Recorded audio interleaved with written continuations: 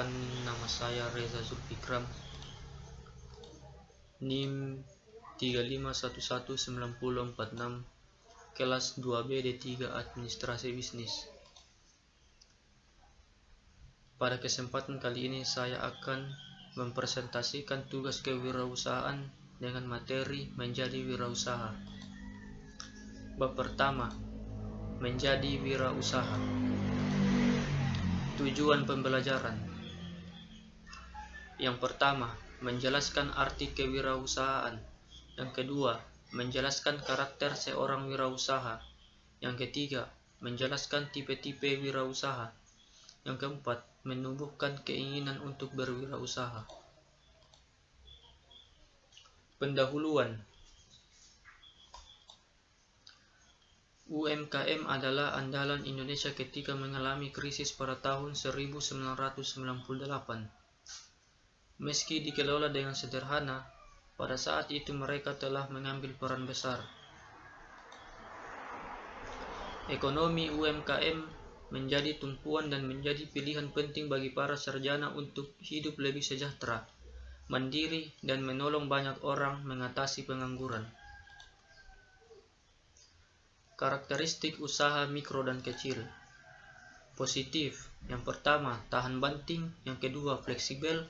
Yang ketiga, mandiri. Yang keempat, efisien atau dikerjakan seluruh anggota keluarga. Yang kelima, self atau or family financing.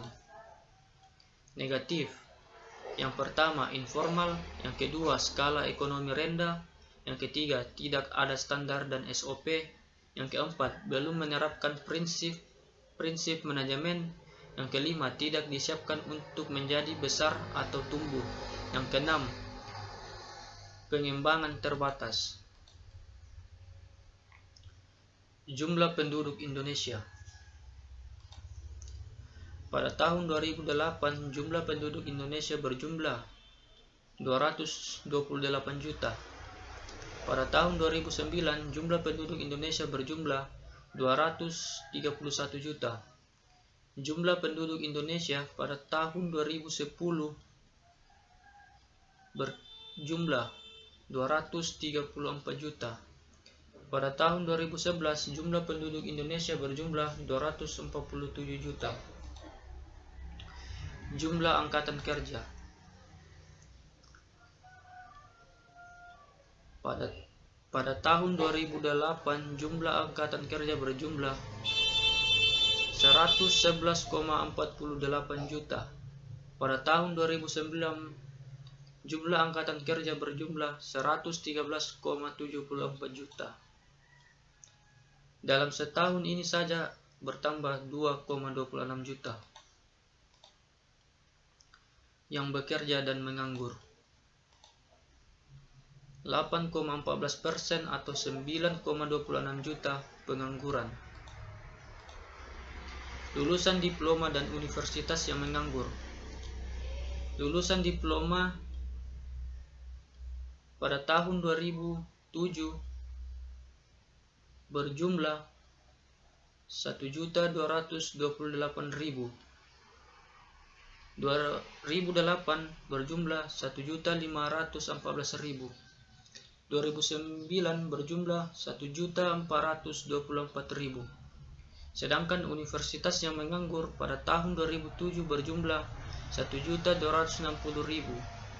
2008 berjumlah 1.319.000. 2009 berjumlah 1.198.000. Tahun 2009 berjumlah 1.198.000 sarjana menganggur.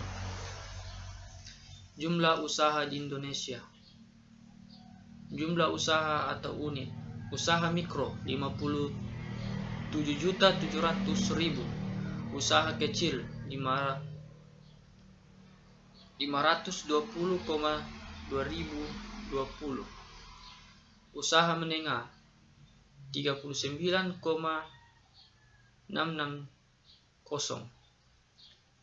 Usaha besar 4.370.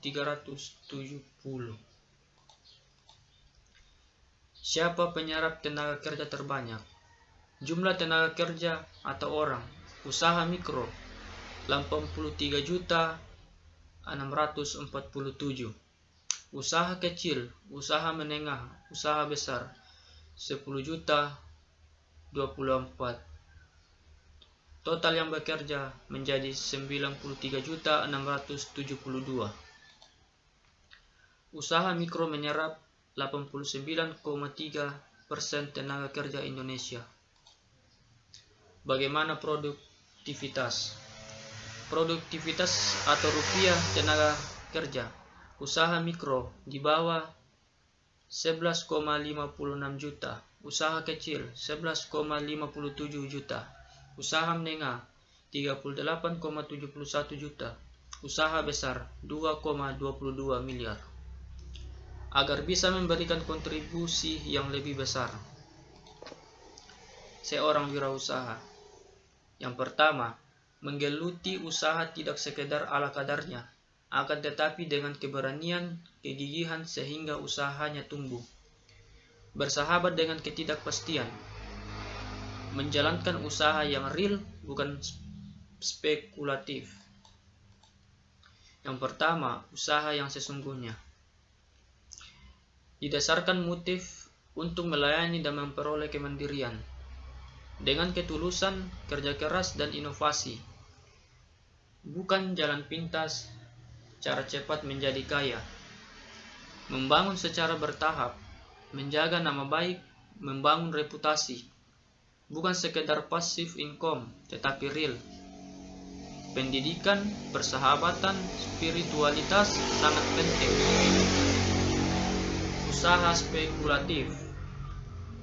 Didasarkan motif ingin cepat kaya, mengedepankan cara-cara instan, mendewa-dewakan atau passive income, tidak peduli kerugian pihak lain, yang penting saya untung.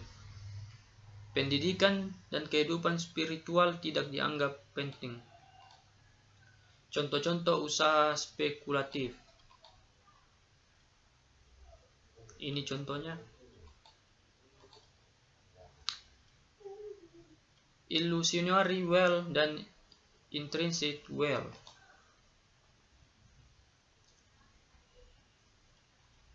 Illusionary wealth atau money, kehidupan yang bisa didapat melalui spekulasi.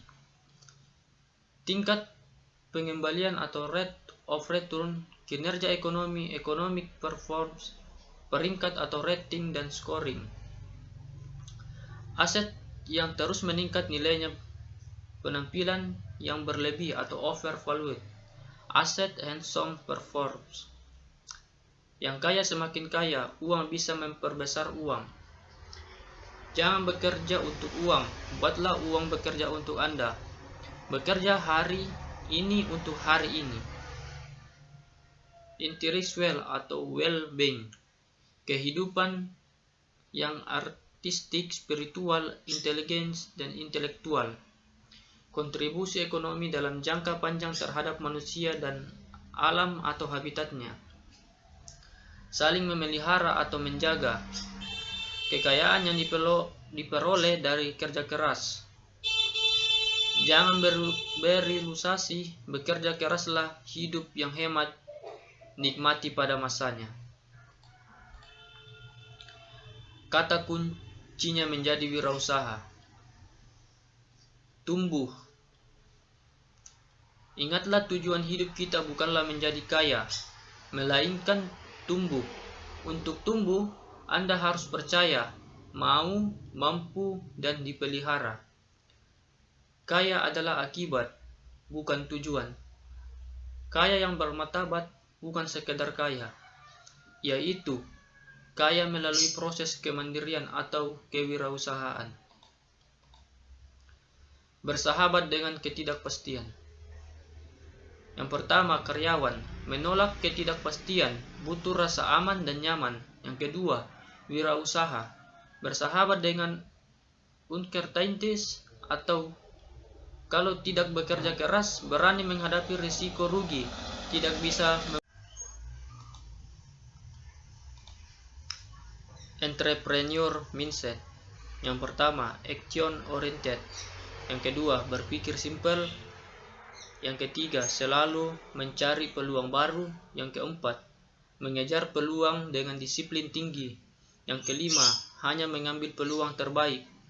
Yang keenam, fokus pada eksekusi. Yang ketujuh, memfokuskan energi setiap orang dalam bisnis. Pilihan entrepreneurship.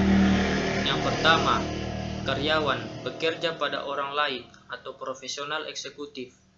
Yang kedua, intrapreneur, karyawan dengan jiwa kewirausahaan. Yang ketiga, entrepreneur, memiliki usaha yang dikembangkan sendiri, pengambil resiko. Yang keempat, social entrepreneur, pelaku kegiatan sosial berwatak entrepreneur. Yang kelima, exopreneur, wirausaha dalam bidang lingkungan hidup. Tips praktis. Yang pertama, modal utama berwirausaha bukanlah uang, melainkan keyakinan untuk tumbuh dan menang. Bersahabatlah dengan ketidakpastian. Yang ketiga, buka pikiran Anda, pelajari hal-hal baru.